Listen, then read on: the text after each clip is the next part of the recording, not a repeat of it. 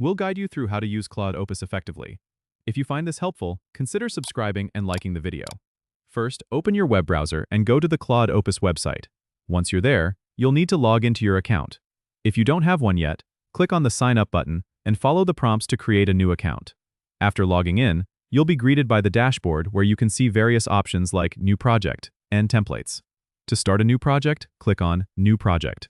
You'll be asked to enter a project name and select a template that fits your needs. The templates are categorized by type, such as blog post, social media, or technical report. Choose one that suits your project best. Once you've selected a template, you'll be taken to the editor. Here, you can see a text box where you can start typing or paste the content you want to work with. If you're using Claude's AI capabilities, you can highlight text and click on the Assist button. This will open a panel where you can choose from various AI tools such as rephrasing, summarizing, or generating new content.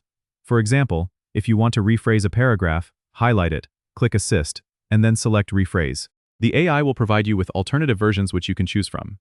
Once you're satisfied with the content, you can save your work by clicking on the Save button at the top right corner. If you need to export the project, click on Export and choose your preferred format, like PDF or Word.